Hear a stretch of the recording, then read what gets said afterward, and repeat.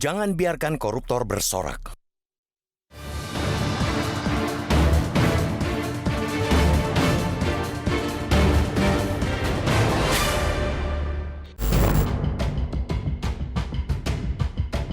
Kejaksaan Agung atau Kejagung menyebut uang negara yang digarong para koruptor dalam kasus dugaan korupsi Tata Niaga Timah mencapai 300 triliun rupiah dari perkiraan semula 271 triliun rupiah.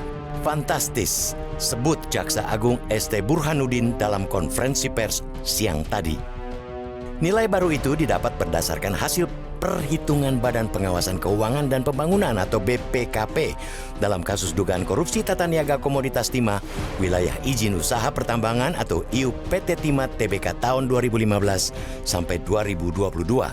Dalam kurun waktu 7 tahun, 300 triliun rupiah uang negara raib jadi bancakan para koruptor.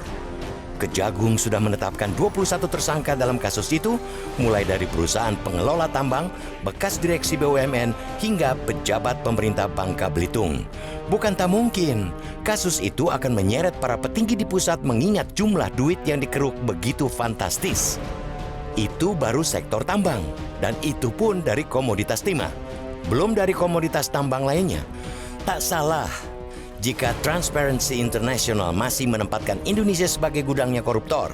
Dari skala 0 sangat korup hingga 100 sangat bersih, indeks persepsi korupsi atau IPK Indonesia mendapat skor 34 pada 2023, sama persis dengan skor yang didapat pada 2022. Jika ditarik ke belakang, skor 34 adalah skor yang sama saat Joko Widodo pertama kali menjabat sebagai presiden pada 2014. Artinya, pemberantasan korupsi jalan di tempat selama hampir 1 dekade. Penurunan IPK itu turut menjatuhkan urutan IPK Indonesia secara global. Dari 180 negara yang disurvei, peringkat Indonesia dalam pemberantasan korupsi melorot pada 2023 ke posisi 115 dari 110 pada tahun sebelumnya. Pengungkapan kasus korupsi timah yang saat ini sedang disidik Kejagung adalah bagian dari upaya memperbaiki IPK itu. Pastinya bukan sebuah pekerjaan ringan, karena yang dihadapi adalah kasus yang sudah berlangsung selama 7 tahun dan dengan nilai yang fantastis, bahkan teramat fantastis. Pengungkapan kasus itu pun masih dibumbui drama dugaan penguntitan Jaksa Agung Muda Bidang Pidana Khusus atau Jampitsus oleh anggota Densus 88. Pasukan terlatih milik Polri itu bukannya menangkap teroris, malah tertangkap basah tengah menguntit gerak-gerak Jampitsus.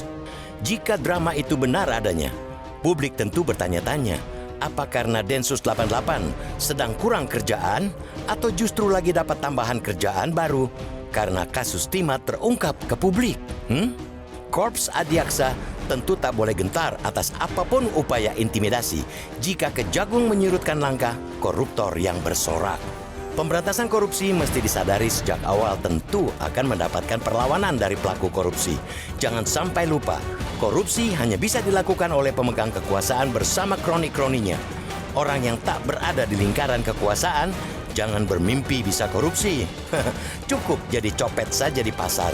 Kita tunggu gebrakan Kejagung masuk ke lingkaran kekuasaan.